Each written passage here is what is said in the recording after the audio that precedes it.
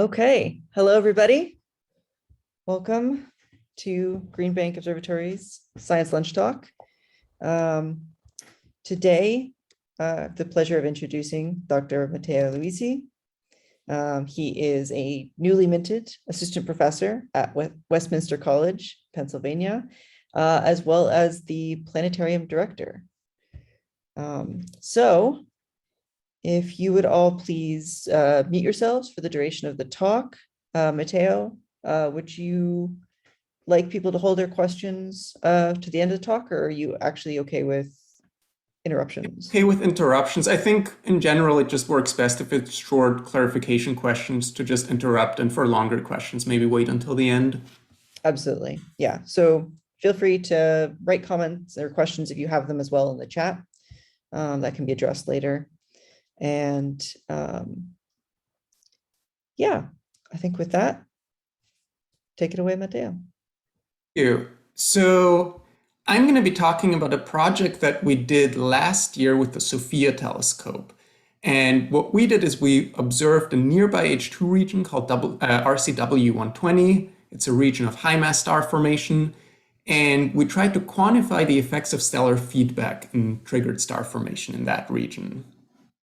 So this is a collaborative project. This is part of the Sophia Feedback Project, which is a large Sophia survey that was initialized by Nicola Schneider and Xander Thielens many years ago.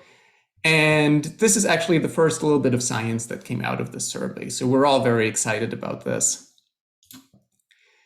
So before we get started, I want to talk a little bit about what stellar feedback means in this context.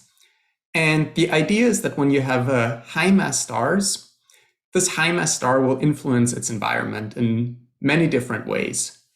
So in the early stages of the star, you might have protostellar jets and outflows that move material around that protostar. Once the star has formed, this high mass star will emit a lot of ionizing photons.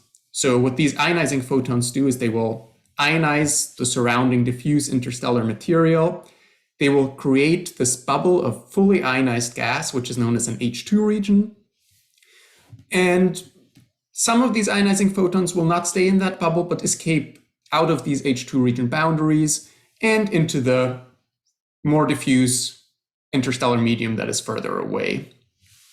These photons also have momentum that they transfer to the surrounding gas. High mass stars also have very powerful stellar winds that can shock the surrounding gas and create very hot plasma in the process.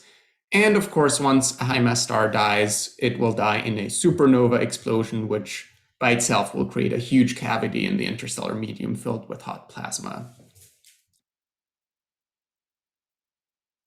These feedback processes, what happens is that the impact that the star has on the environment will cause the nearby surrounding gas to either pile up or disperse. In general, when you have a high mass star, you don't just have this one star that is formed from the molecular cloud, but there may be other stars forming from clumps. The molecular cloud will contract. You'll have a bunch of stars forming in the vicinity. If you include stellar feedback in this process, the interaction between the high mass star and the surrounding molecular gas can be in such a way that the surrounding gas is preferentially piled up more, compressed more, which results in formation of many more stars around this high mass star. This is called positive feedback. But it can also happen that instead of that, the interactions between the high mass star and the cloud will lead to dispersion of the cloud and to a loss of future star formation in the cloud surrounding that star. And that's what's called negative feedback, which essentially just rips apart these gas clouds and prevents them from forming more stars in the future. And it would be nice if we knew beforehand what was going to happen in these clouds and how we could quantify this. But the main problem is that very slightly different initial conditions can result in very different types of feedback. Change one variable by a little bit, positive feedback may shift to negative feedback or vice versa. And that's been a big challenge in predicting star formation in these regimes. What I'm mostly interested in is triggered star formation triggered by positive feedback effects. And that's been observed in a number of regions in our own galaxy, in the Milky Way. An example is what you can see here. This is Sharpless 207. Within this excavated bubble that you see here, that's indicated by this dashed ellipse, you have a high mass star. And you can see on the boundaries of this bubble, you have many clumps. These are infrared clumps, and many of them have been shown to be actively forming new stars, or which have already formed new lower mass stars. The region that we are interested here is RCW 120. This is a nearby H2 region. I think it's one of the most beautiful H2 regions because it has this very nice circular symmetry.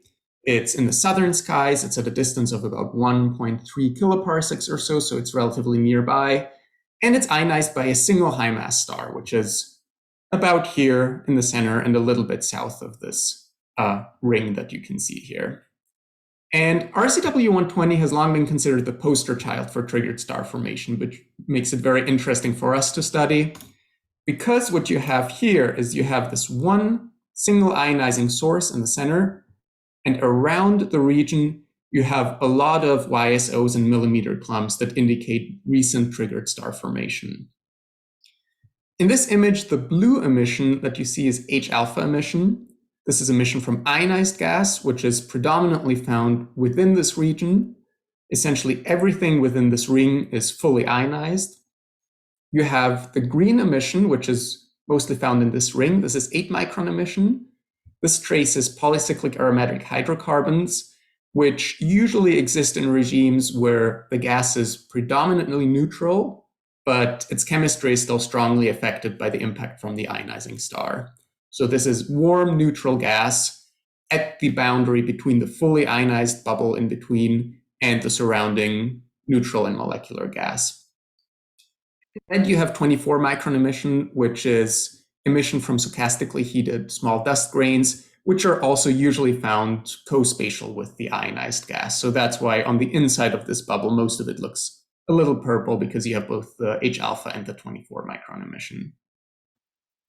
So what we're interested in here is specifically how this high mass star in the middle, which is indicated by this yellow star, what the role of this star was in the creation of these YSOs and millimeter clumps around the region that show that there is triggered star formation that's going on.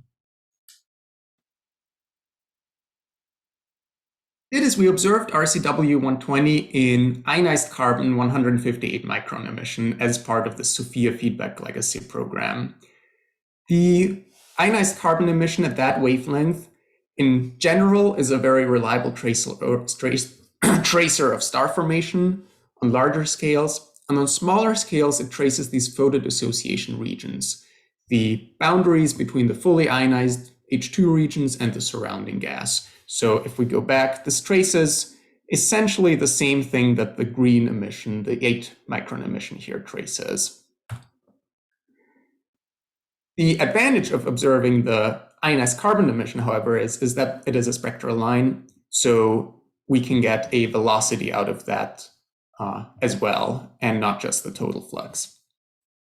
And complementary to the C2 observations with SOFIA, we also observed RCW 120 in CO emission with the APEX telescope. So this will give us complementary information on the molecular gas around the region. Also, for those of you who don't know SOFIA, SOFIA is this infrared telescope that's mounted in the back of a Boeing 747. They fly out of Palmdale and Christchurch in New Zealand, depending on whether they're observing the northern sky or the southern sky. And the reason you have this telescope in the plane is because you want to be above all the water vapor in the atmosphere that's opaque to most of the infrared emission that the telescope is sensitive to. So feedback is a program that was initiated by Xander Thielens and Nicola Schneider, and its goal is really to study the interaction between massive stars and their environment. And in order to have results that are representative of star formation in our galaxy as a whole, this full survey includes 11 sources that range from single high mass stars to small starbursts. So you have a wide variety of sources, hoping that we can quantify feedback processes for any combination of star mass and environment that is typically found in our galaxy. And the aim is to quantify the injection of mechanical and radiative energy from all the processes that may play a role in this case, which is stellar winds, which is thermal expansion of star-forming regions, and radiation pressure from the photons that are emitted by the high-mass stars. Feedback is a large legacy survey. The total observing time of feedback is 96 hours. And when it is finished, it will hopefully have produced fully sampled C2 maps that cover a total region of about 6,000 arc minutes squared. Again, we observe the C2 line because it traces the transition layer between this ionized gas and the neutral and the molecular hydrogen. So by looking at the C2 line, we can really understand the dynamics of H2 regions, and this will allow us to better quantify the energetics that are involved from these feedback processes. And if you're interested in learning more about feedback, the survey paper has been published last year by Nicola Schneider et al. In PASP.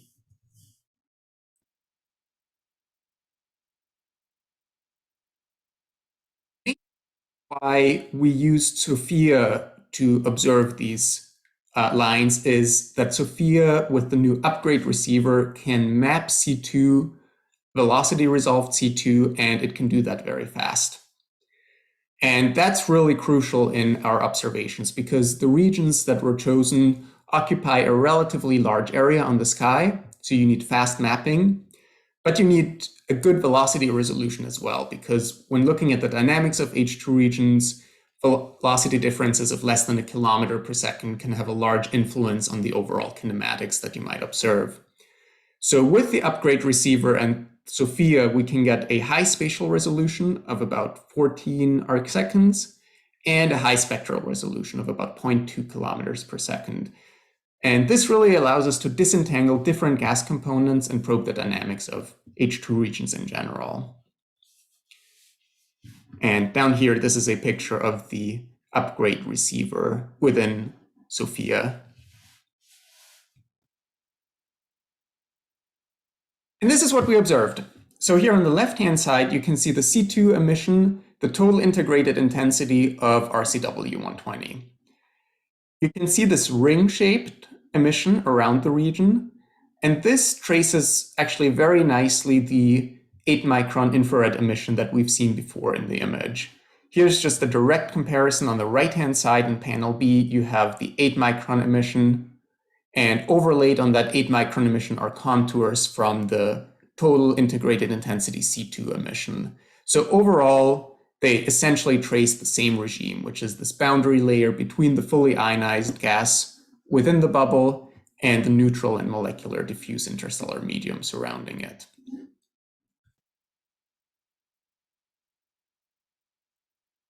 And we said that the C2 emission is velocity resolved. So we were also able to look at the spectrum of the C2 emission. And we did so, first of all, over just the interior part of that bubble, and then also integrated over this ring-shaped emission where we detect most of the C2 emission. If you look at the C2 emission, the black solid line here is the interior C2, and the dashed black line is the C2 from the PDR, from this photodissociation region. It, as a whole, has a systematic velocity of about -8 kilometers per second, which is traced by both the C2 inside the region and the C2 in the PDR. But we see this tail to lower velocities, and that tail is especially visible in the interior emission, where it almost looks like there is a separate line visible that is relatively broad and that is centered around -20 kilometers per second or so. So clearly we have some interesting dynamics going on in this region. So our next step to learn more was to produce a position velocity diagram. For those of you who've never seen this before, this can be a little confusing. What you have here on the x-axis is the right ascension of the region. So that's the same x-axis we have over here on the overall map. But instead of having the declination on the y-axis, instead of having this other spatial dimension, we have the velocity. So what this allows us to do is to look at how the velocity of the C2 emission changes as we step through this image to different right ascensions, as we go from the left to the right in this image. And in this case, for this position velocity diagram, we integrated all the emission over the declination that is contained within these two yellow dashed lines. So we essentially stacked up all this emission between these two yellow dashed lines over the declination and looked at the velocity resolved emission as a function of right ascension. And we see something really interesting here. First of all, we see that most of the emission is indeed centered at about -8 kilometers per second. This is this chunk of emission right here. But this arc-shaped emission that extends out to -22, 23 kilometers per second or so. And this arc-shaped emission is actually very nicely fitted by a half ellipse, which is indicated by the solid black line here. What features like these indicate in position velocity diagram is expansion. What it means is that within the center of that region, we have emission at a velocity that is at a very large difference from the systemic velocity of the region. So this means that looking into the center of the region, we have a lot of gas that is coming straight at us. And then as we go to the sides of the region, we still have gas that's coming toward us, but at a lower velocity. So the implication here is that this might still be an expansion that is isotropic, but because we only observe the line of sight component, it would show itself in this arc-shaped feature in the position velocity diagram. And this is really interesting because we did not expect to observe expansion with an expansion velocity that large. From the fit we did to the data, we get a velocity of about 15 kilometers per second for the expansion. So our next step was to determine a little bit more about the shape of the region and the kinematics of the region in a 3D sense. And one step was to see if the expansion that we observe is really something that could be explained by an isotropically expanding region, whereas it may have also been some kind of strange outflow that might manifest itself in something that looks like this half ellipse in the PV diagram.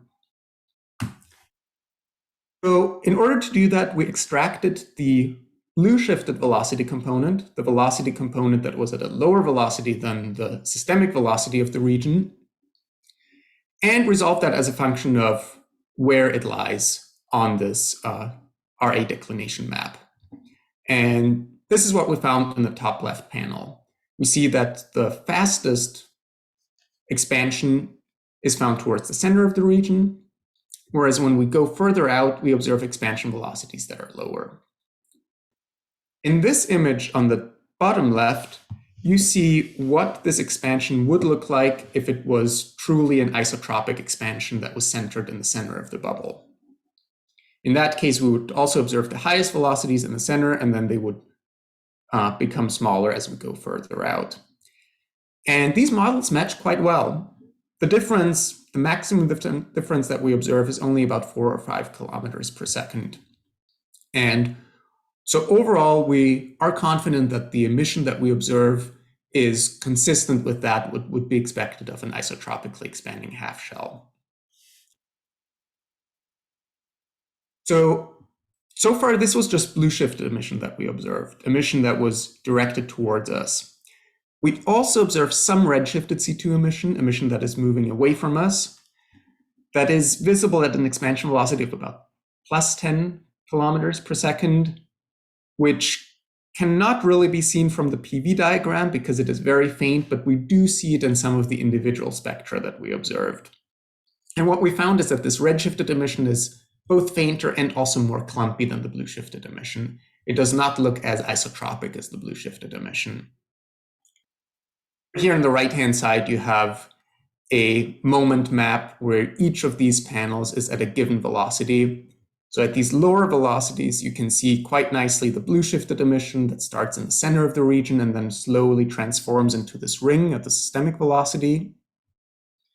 And when we go up to higher velocities, you see some red shifted emission near the center of the region, But it is faint and it is clumpy, and at some points it is hard to distinguish that from just the tail of the emission from the systemic velocity in the ring.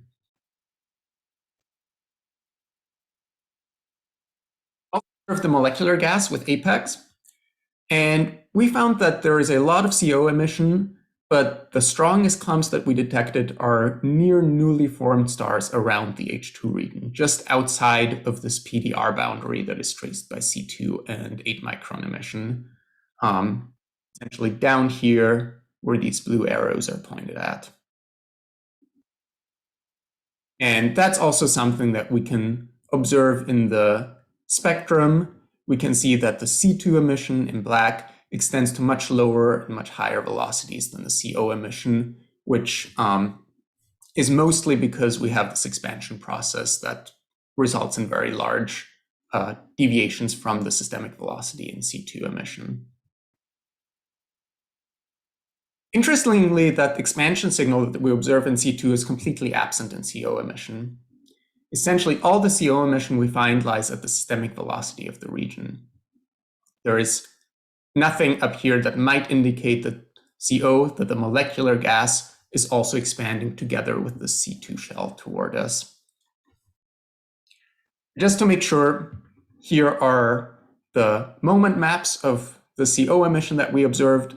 And if you look down here, the contours are that of C2 emission. You can see there really isn't any CO emission that is associated with that. We do have some CO emission at very low velocities, but that is from a distinct cloud to the north of the region. So this is not associated with any expansion of the region itself. So from all this, we estimated the mass of the shell. We found from the morphology that essentially the entire shell traced by C2 must be expanding. And we calculated the shell mass. It was a little bit complicated because we do have some C2 self-absorption at some locations. So we had to use the isotopolog 13C2 to calculate our masses. But once we've all done that, we found that the total shell mass is roughly on the order of probably a few hundred solar masses. This range here is very large, and it really just depends on the assumptions that we have made about the 3D structure of the region. We also estimated the kinetic energy that is contained in the shell, and we also calculated the total molecular gas mass in the region and found that the shell mass of the expanding shell, no matter what assumptions we made here, is still a significant fraction of that total molecular gas mass.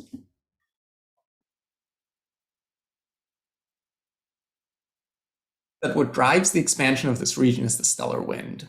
And the idea is that we have very fast stellar wind that creates a hot shocked plasma when it interacts with the surrounding medium. And this creates a very high overpressure within the region, which drives the expansion of the region. We can see this shocked plasma in X-ray data. And over here on the left-hand side, we have this X-ray image from Chandra. And we see that most of the X-ray emission comes roughly from the center of the region where we have the star where this hot shock plasma is created. You can also see here that up to the north of the region, we don't really have any X-ray emission, but we believe that this is due to foreground absorption. So we believe there actually is X-ray emission generated within the bubble up here, but there's just too much foreground material for us to see it.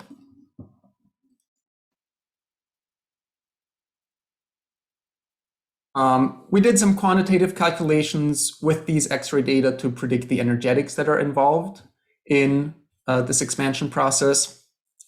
And we find that when looking at the ratios of kinetic energy of the shell to the thermal energy of the plasma traced by X-rays, this is quite a bit larger than what is predicted for adiabatic expansion of H2 regions. And one reason for that could be that we do have some hot gas that is escaping from the region. We have this breach over here toward the east of the region, where the PDR, the photodissociation region, is weak, so it allows some of that hot gas to presumably escape. And we have the same thing in the north as well. Only in the north we cannot directly see it because of the foreground material that blocks the X-ray emission. And overall, we find that no matter what, the kinetic energy of the expanding shell is a considerable fraction of the energy injected by the stellar wind over the bubble lifetime. But the total energy injected by the stellar wind can still explain the speed and mass that the expanding shell has, no matter what assumptions we have made on the 3D geometry of the region. And given the expansion speed of the shell, 15 kilometers per second, this implies an age of the H2 region of about 150,000 years. So here is a table that contains all the quantitative calculations that we did. If you're interested in the actual numbers, I would suggest you have a look at the paper that we published. We published this in Science Advances in April of this year. The main takeaways are really that this expanding shell that we have has a relatively large mass and a very large kinetic energy because it is expanding very fast at 15 kilometers per second. So based on all these observations, we were able to create a rough model of the region, of what the region would look like in 3 dimensions. Over here on the left-hand side, you have the face-on view of the region. We have the ionizing source, the O-type star right here. The stellar wind from that star generates this hot X-ray plasma that permeates the inside of that bubble. However, some of that hot X-ray plasma can escape toward the north and the east of the region where the shell is open. Surrounded is ionized hydrogen emission at temperatures of about 10,000 Kelvin or so, followed by the ionized carbon emission that we observe with SOFIA. And outside of this ring of ionized carbon, we have the piled up molecular gas that has already formed some molecular clumps where we observe the triggered star formation. On the side view, things look relatively similar, only that the expansion of the region must be a little bit faster toward us than away from us. And furthermore, we also observe some irregularities in the redshifted expansion of the region, the expansion away from us, which we believe are due to overdensities within the shell. We think that we do have some molecular gas left, either within the region or just outside of the region, that slows down the expansion towards some directions in the backside of the region. And overall, we still have this relatively isotropic expansion of 15 kilometers per second toward us, and a slightly less isotropic expansion at a slightly lower velocity away from us. In the region morphologically, we do observe these star-forming clumps of molecular gas around the region, and they must be part of the shell, and they must be formed by compression of the shell moving into this molecular gas, piling it up in the process. The takeaway is that star formation must have proceeded very quickly after the shell has formed, because given the expansion speed of the shell, the entire region can be no older than about 150,000 years. And we do observe that the densest CO clumps have already formed stars. So this must have been a very rapid process. And this suggests that, assuming that this region is somewhat representative of triggered star formation in general, that positive feedback must operate on short time periods as well. So some conclusions here are that we observe this expansion signature in C2 emission in RCW 120. It is a very fast expansion with about 15 kilometers per second. And in general, it is consistent with an isotropic expansion. It is very isotropic toward us, a little less away from us, but we can explain that by overdensities on the backside of the region. Some molecular gas is left there that creates some changes in the expansion speed in the back.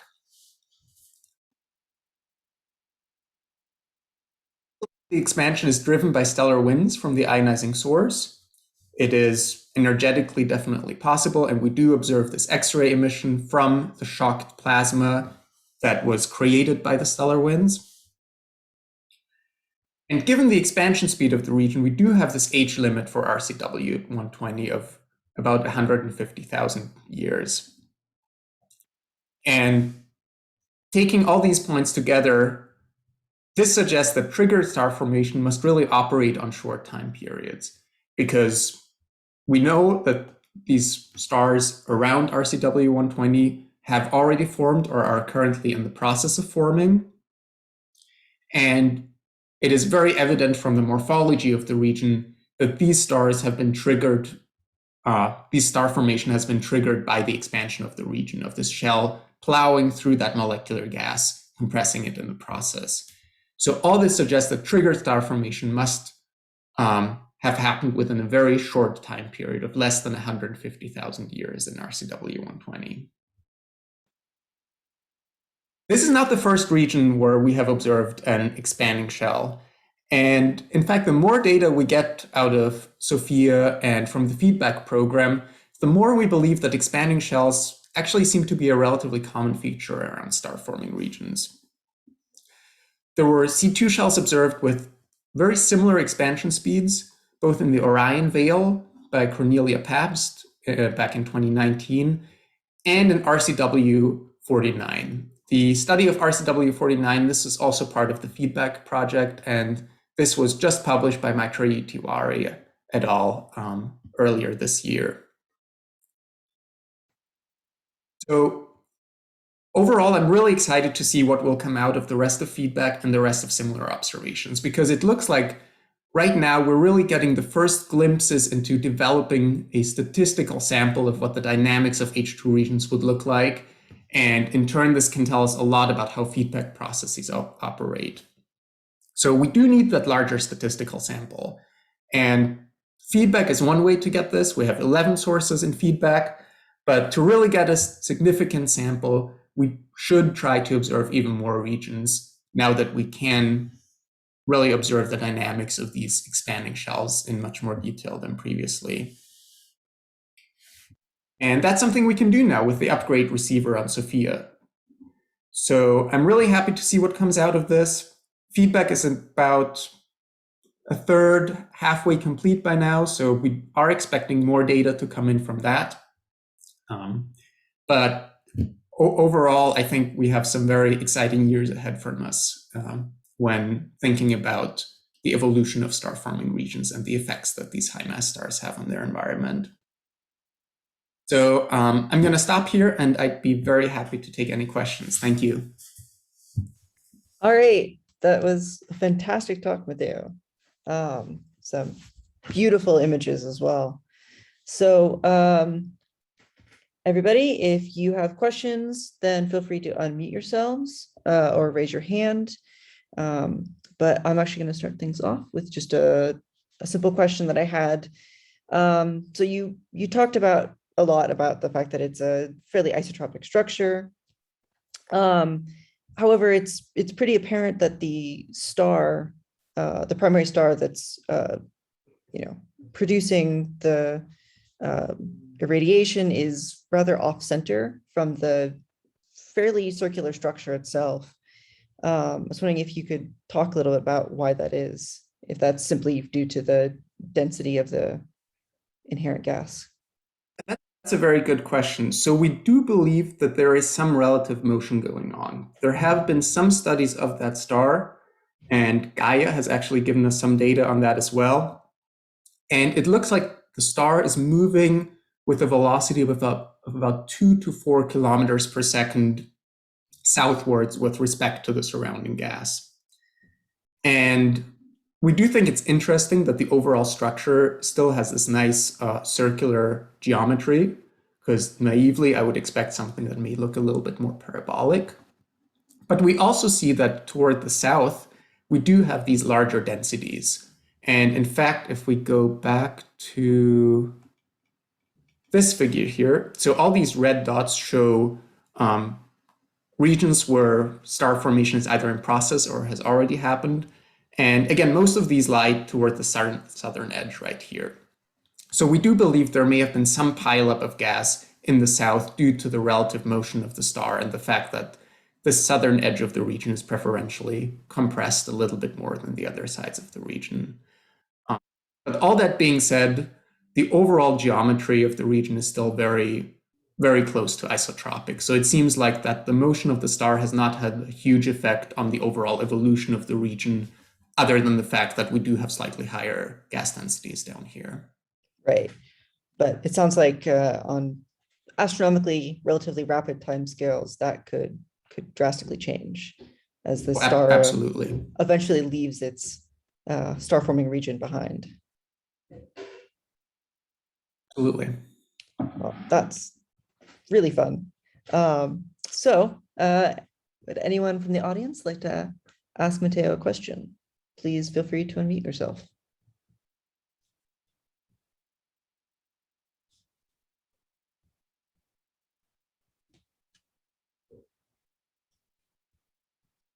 Don't be shy, folks.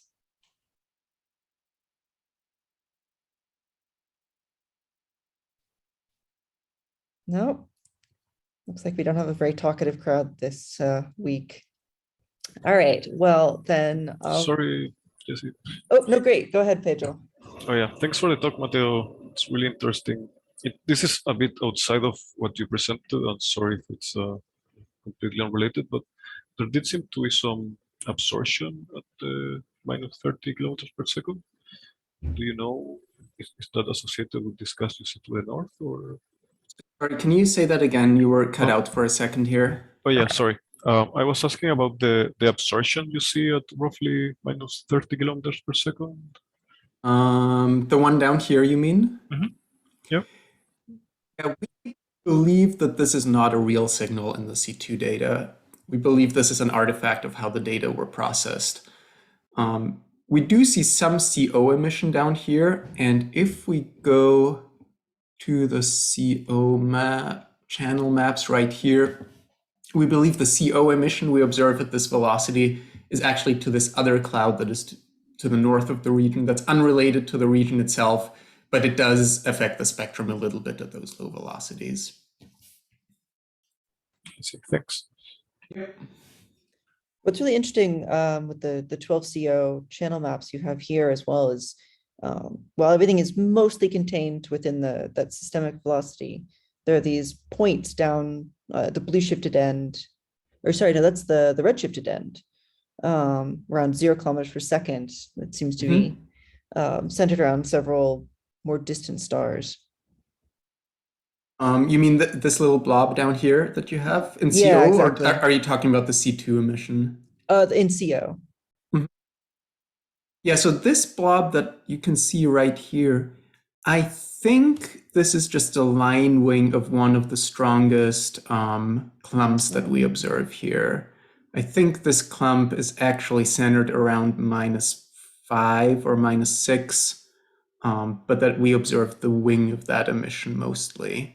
Although I'm not 100% sure about that right now. Because we do have some very strong clumps in this region. Yeah, okay. It's got some, it's very complex, but interesting to disentangle 3D structure going on, so. It really is, yeah. And one thing that took us a while to realize is that when looking at the backside of the region at the redshifted emission, there's just so much going on. We have all of these individual clumps in CO. We have a somewhat similar clumpy structure in C2 once we disregard what's left of the ring around the region. So it was really difficult for us to extract this rearwards expanding shell that is somewhat stopped from expanding by some of these CO clumps on the backside. In particular, because on the PV diagram, you can't distinguish that at all from the systemic emission that you have. Interesting. All right, well, I have another question before we wrap things up, unless someone else would like to comment from the audience, which is just that, you've made a fair amount of progress, but are still early days for this whole feedback project. I was wondering if you have any thoughts about the upcoming objects and how they might compare with this, because based on potential age or other dynamics of those systems. Yeah, that's a good question. I'm a little hesitant to speculate because when we started looking at this region, we did not expect anything like this at all. And I think the fact that we can observe this rapid expansion in RCW 120 is really mostly due to the fact that it's still a relatively young region. You do expect them to slow down over time, but we were still very surprised by the overall expansion speeds that we observed and all the energy that is contained in this expanding shell as well. So it looks like stellar winds can provide that energy for regions similar to RCW 120. In some cases, you do observe this expansion in CO as well, as we have seen with the other sources that were observed. But I am a little hesitant to speculate on what we might expect once we start looking at larger H2 region complexes or older regions, because if you had asked me about this, I would have been very wrong about all of this before we actually observed this expansion. But I do think there are some very interesting data that will come out of the feedback project. And I do think that given what we have observed so far, that expansion of H2 regions is actually very common and faster than may have been thought previously. Okay. Yeah, as someone who studies planetary nebulae, this is giving me, very strong vibes, ringing some bells. So I'm just curious how that might progress. But yeah, that's good to know. All right, so I think we have time for one last question, if there are any. But if not, then I wish to thank you once again for joining us today. This was a fantastic talk. And yeah, we hope to welcome you back to Green Bank, West Virginia area. Whenever you're very happy to come down anytime COVID gets a little better. Of course. So, yeah, thank you very much and take care, everyone.